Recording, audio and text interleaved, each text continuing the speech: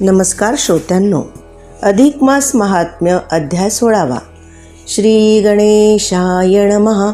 ओम गुरुभ्यो नमः. ओम सरस्वतै नमः. श्रीकृष्णाय नमः. कृष्णाय वासुदेवाय हरये परमात्मने प्रणतक्लेशनाशाय गोविंदाय नमो नमः. स्मितविलासिनीची कथा. नारायण म्हणाले, लक्ष्मी, अधिक महिन्यात लोकांनी भगवान पुरुषोत्तमा प्रीत्यर्थ आणि आपल्या कल्याणासाठी सकानदानही व्रते नियम करावी. त्या पुण्याईच्या योगाने स्वतःचा उद्धार होतोच, पण आपली कुटुंबीय मंडळींचा उद्धार होत असतो. यासंबंधी तुला मी एक कथा सांगतो, ती ऐकावी. इंद्रलोकात स्मितविलासिनी नावाची एक सुंदर अप्सरा होती. कुबेरा घरी ती सेवेला असायची. एकदा ती लावण्यलता पृथ्वीवर कुरुक्षेत्रात आपल्या सख्यासोबत विहारासाठी आली होती. यथेच्छ जलविहार केल्यामुळे त्या ओलेतीने त्या वनातील सुंदर सुंदर फुलांचा एक मोठा सुरेख हार केला होता. तो हार पाहून तिच्या सख्या थट्टेने तिला म्हणाल्या, बाई ग, आता हा हार तुला कोणाच्या गळ्यात घालणार का? हार घ्यायला तुझ्या पुढे कोण भाग्यवान येणार ग? तेवढ्यात लाजून त्या ओलेतीनं सभोवार नजर टाकली. तो काय नवल, त्या जलाशयाकडे स्नानासाठी एक तेजस्वी ऋषी येताना दिसले. त्यांना पाहून ती एकदम काममोहित झाली. ती त्या तेजस्वी ऋषीकडे धावतच गेली आणि त्या कामांध अप्सरेने तो हार कसलाही न विचार न करता त्या ऋषींच्या गळ्यात घातला. पण हे काय भलतेच! हाराचा तो प्रकार पाहून आणि ती धीट सुंदर अप्सरा पाहून ते ऋषी एकदम संतापले आणि खडसावून तिला म्हणाले, दृष्ट स्त्रिये, हे काय धाडस केलंस? मी दुर्वास मुनी आहे. माझ्याशी हा अतिप्रसंग करणाऱ्या कुलटे तू पिशाचिनी होशील. असा शाप देऊन दुर्वासांनी शापवाणी आणि पाणी तिच्या अंगावर फेकले. दुर्वासांची शापवाणी आणि ते कमंडलूतील पाणी यांचा परिणाम तत्काळ घडला. ती अप्सरा एकदम पिशाचिनी झाली. तिचे ते अक्राळ विक्राळ रूप पाहून थट्टेथोर सख्या भीतीने गांगरून तेथून पळून गेल्या. दुर्वास ऋषी आपल्या शिष्यगणांसह तेथून निघून गेले. रोहिणी ती फक्त एकटी पिशाचिनी. काय बाई तरी, कसा हा भलताच कर्मभोग आला. रंगवायला गेले एक चित्र तर झाले हे असे विचित्र. हाय हाय, आता ही पिशाच योनी, किती भयंकर जीवन हे. असा पश्चाताप करीत ती रानोमाळ भटकू लागली. अन्न पाण्या वाचून तडफडू लागली. असे बरेच वर्ष झाले. पुढे अधिक मास आला. याज्ञवल्क्य मुलींची कन्या कांची तपस्विनी त्या पर्वणीत आपल्या सख्यांसह सागर संगमावर स्नानासाठी चालली होती. वाटेत एका अरण्यात तिला पिशाचिनी भेटली. त्या तपस्विनीला पाहताच पिशाचिनीने पाय धरले. पिशाचिनी म्हणाली, हे तपस्विनी पुण्यवान माते, माझा उद्धार कर. मी इंद्रलोकाची अप्सरा आहे, परंतु माझ्या हातून घडलेल्या काही अपराधामुळे मला ही योनी प्राप्त झाली आहे. तुझ्या व्रतपुण्याईचा थोडासा अंश मला दान देऊन माझा उद्धार कर. पिशाचिनीची ती विनंती ऐकून त्या तपस्विनीला स्नान दान व्रताचे पुण्य, एक दिवसाचे पुण्य मी हिला दान दिले असे म्हणून ते पाणी पिशाचिनीच्या अंगावर फेकले. तोच काय आश्चर्य, ती पिशाचिनी एकदम दिव्य स्वरूपाची अप्सरा झाली आणि लगेच ती स्वर्गात गेली. भगवान म्हणाले, लक्ष्मी, आता 17व्या अध्यायात मी तुला सकानाची पुण्यदानाची कथा सांगतो. 16वा अध्याय समाप्त. श्रीकृष्णार्पणमस्तु. नमस्कार श्रोत्यांनो, अधिक मास महात्म्य अध्याय 17वा. श्री गणेशाय नमः. ओम गुरुभ्यो नमः. ओम सरस्वतै नमः. श्रीकृष्णाय नमः. कृष्णाय वासुदेवाय हरये परमात्मने प्रणतक्लेशनाशाय गोविंदाय नमो नमः. धर्मशर्माची कथा. अधिक मासातील स्नानदानादी व्रत नियमांचे महत्त्व सांगत असताना भगवान नारायण लक्ष्मीजीला म्हणाले, कमळे, ही व्रते किंवा दान संपूर्ण महिनाभर केली पाहिजे असे नाही. आपली प्रकृती आणि परिस्थिती पाहून यथाशक्ती व्रते करावीत. महिनाभर प्रातःसकानाचा नियम सोसणार नसेल तर 3 दिवस तरी स्नान केले पाहिजे. त्यायोगे पुष्कळ पुण्य पदरी पडते आणि मोक्षपदाची प्राप्ती होते. त्याबद्दल कथा ती तुला मी सांगतो, ऐक. दक्षिण गंगा गोदावरीच्या काठी पैठण नावाचे एक महान पुण्यक्षेत्र आहे. तेथे धर्मशर्मा नावाचे एक विद्वान पंडित आपल्या काशी नावाच्या धर्मपत्नीसह राहत होते. त्यांच्या पोटी संतान नव्हती, तरीही समाधानाने परोपकाराची कामे करीत आपले जीवन कंठीत असत. वृद्धापकाळ झाला. त्यांना दररोज गंगेवर जाऊन नित्यनियमाने स्नान करणे अगदीच अशक्य झाले. तशातच अधिक महिना आला. या पुण्यकाळात गंगा स्नान करणे महत्त्वाचे, पण अशक्तपणामुळे ते त्यांना शक्य नव्हते. म्हणून त्यांनी ठरविले की 3 दिवस तरी नेमाने गंगा स्नान करायचेच. केलेल्या दृढ संकल्पाप्रमाणे ती दोघे अगदी भल्या पहाटेस उठायची. एकमेकाची हात धरून कसे तरी गंगेवर जायचे.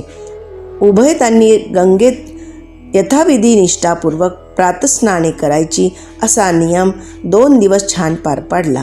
पण 3रे दिवशी मात्र एक महान चमत्कार झाला. धर्मशर्मा आणि काशीबाई 3ऱ्या दिवशी अगदीच लवकर उठली. गंगेवर गेली, स्नाने झाली, परत घराकडे निघाले. वाटेतच त्यांच्यासमोर एक भयंकर पिशाच येऊन उभे राहिले. बापरे, काय तो त्या पिशाचाचा अवतार! भयंकरच! विस्कटलेले, पिंजारलेले, मोठे पोट, लाल डोळे, नखाचे वेटोळे, अस्थिपंजर शरीर, अचकट विचकट सोळ्याचे दात असे ते विलक्षण पिशाच नग्नावस्थेत वाटेतच उभे राहिलेले.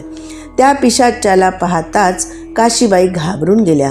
पण धर्मशर्मा मात्र धीटपणाने त्याला म्हणाला, कोण रे तू? असा का आमच्या वाटेवर उभा? बाजूला हो, रस्ता सोड. त्यावर ते पिशाच म्हणाले, हे पुण्यवान पुरुषा, माझा उद्धार करावा. तुझा उद्धार करायचा म्हणजे काय?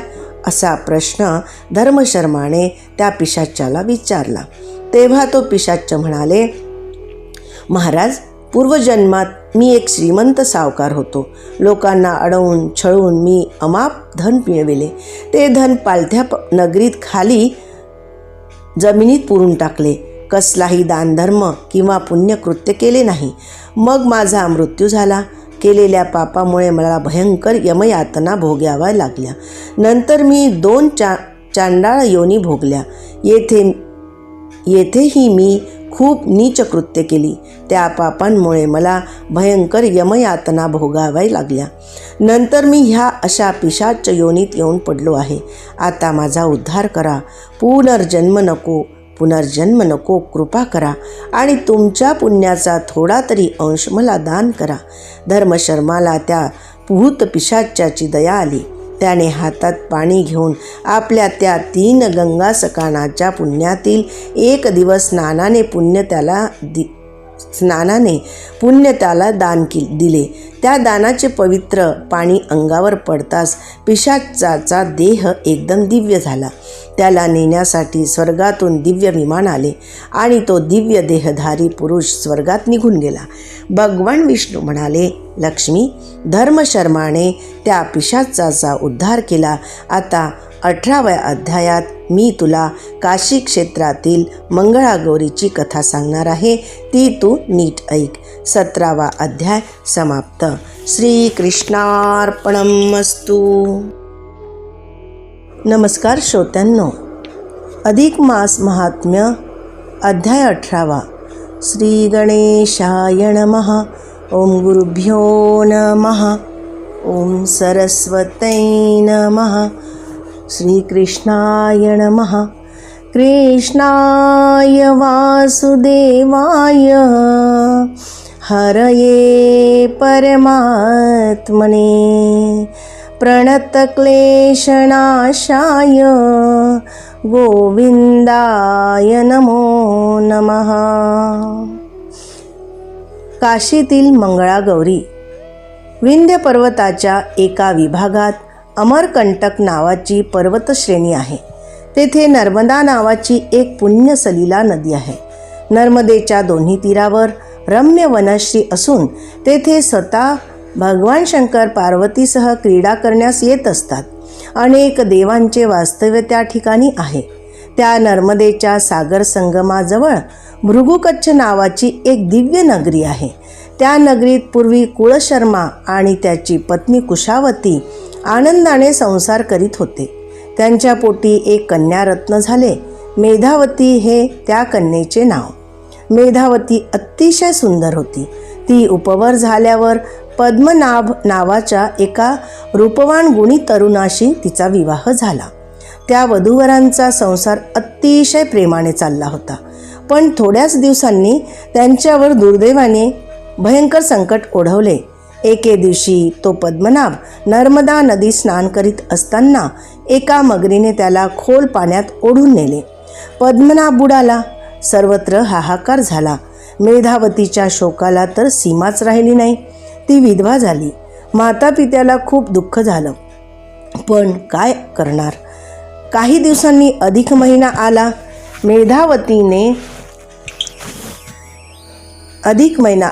मेधावतीने त्या महिन्यातील उपवास, नक्तभाजन, नित्यस्नान, दीपदान, अन्नदान, वस्त्रदान, अपूपदान, पुरुषोत्तमाची, राधाकृष्णाची पूजा, दर्शन, नामस्मरण सर्व केले.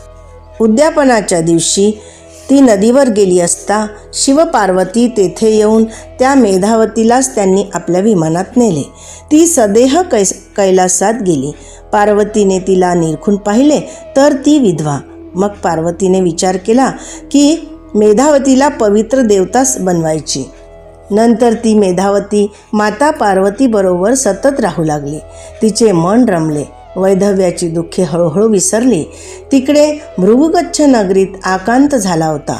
मेधावती जी नर्मदेवर स्नानास गेली होती तिचा पुढे पत्ताच नव्हता.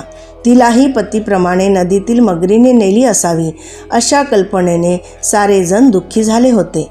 कुळशर्मा आणि कुशावती यांनी खूप शोक केला. पण मृत्यूपुढे कोणाचे काय चालणार हो. मेधावती कैलासात पार्वतीजवळ गेल्याचे तर कोणालाही माहीत नव्हते. एके दिवशी महादेवाच्या भेटीला श्री विष्णू भगवान आले. तेव्हा त्यांनी मेधावतीला पाहिले. ते म्हणाले, ही स्त्री फार पुण्यवान आहे. हिने अधिक मासात व्रते निष्ठेने केली आहेत. तिला यामुळे वास्तविक गोलोकात स्थान मिळाले पाहिजे. पण ती येथे कैलासात कशी.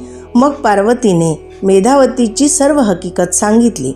ती माझी सखी आहे. हिला मी सौभाग्याचा अक्षय वर दिला आहे. हिच्या दर्शनाने स्त्रियांचे मंगल होईल, कल्याण होईल. ते ऐकून भगवान नारायणाला आनंद वाटला. नंतर शंकर पार्वती, ती मेधावती आणि श्री विष्णू हे काशी क्षेत्री आले. तेथे श्री विष्णूंनी नीळकंठेश्वर महादेवाची लिंगस्थापना केली. त्या सोहळ्याच्या वेळी मेधावतीने माता पार्वतीच्या चरणी आपला देह ठेवला. ती मोक्षपदाला गेली. पार्वतीने मेधावतीच्या स्मरणार्थ एक मंदिर बांधले.